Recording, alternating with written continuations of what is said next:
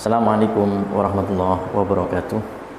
Alhamdulillah, salatu wassalamu ala rasulillah wa ala alihi wa sahbihi wa mawala.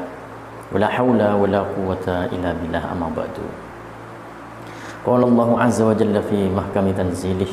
A'udzu billahi minasyaitonir rajim. Bismillahirrahmanirrahim.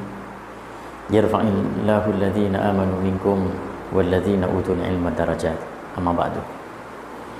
Para sahabat-sahabatku yang dimuliakan oleh Allah Subhanahu wa ta'ala, ilmu merupakan suatu hal yang sangat penting, bahkan menjadi suatu bagian dari jiwa raga kita. Ilmu merupakan suatu jalan, bahkan ilmu merupakan suatu kenikmatan dari Allah Subhanahu wa ta'ala. Kenapa saya bilang begitu?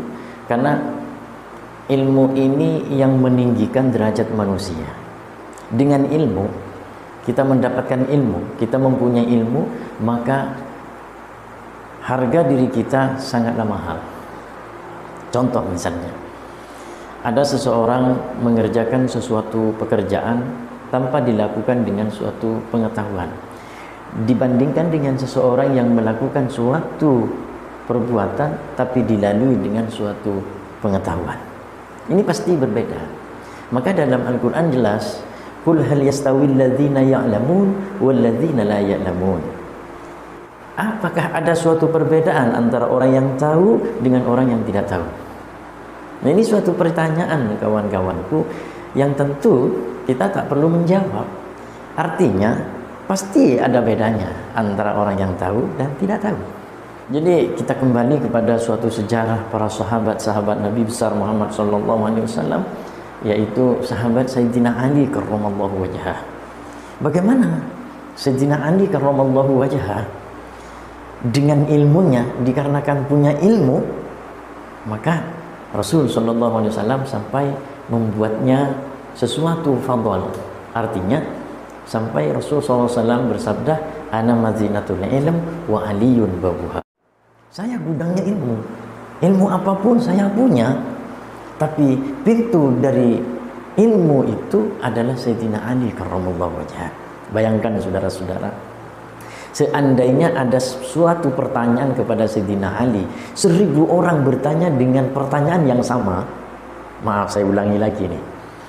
Seandainya Sayyidina Ali ditanyakan oleh 1000 orang, yang pertanyaan masing-masing 1000 tersebut adalah sama, maka apa jawaban Sayyidina Ali?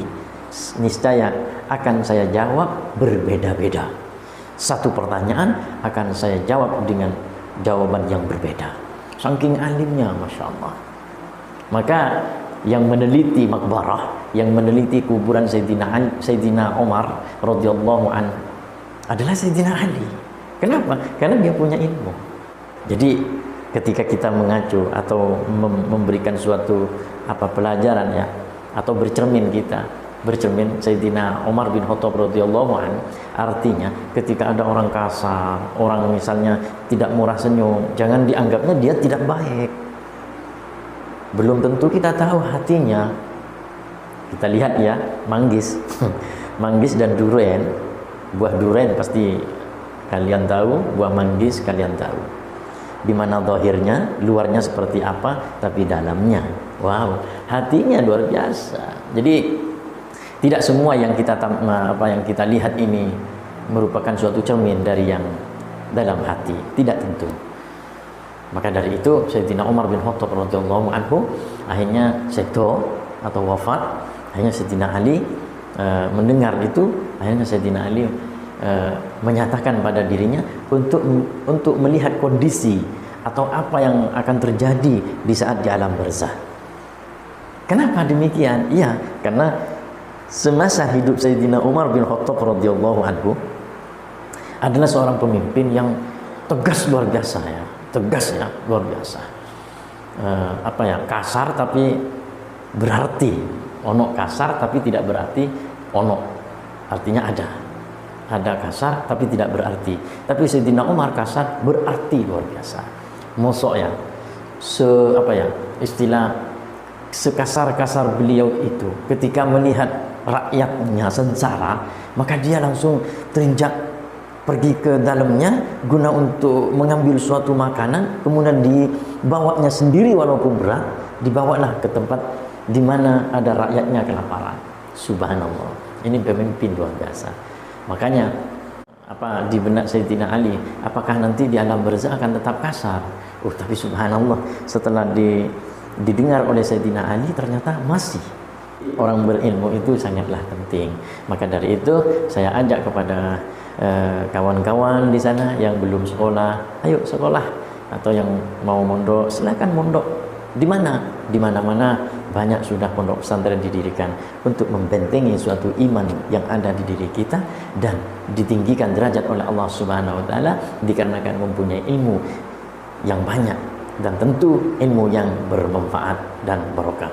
Mudah-mudahan apa yang menjadi suatu arahan ini merupakan suatu hal yang positif, ya. Mudah-mudahan kita semua mempunyai ilmu dari Allah Subhanahu wa taala, tentu dengan ilmu yang manfaat dan barokah. Hadzanallahu wa iyyakum bimannihi ila shiratal mustaqim. Assalamualaikum warahmatullahi wabarakatuh.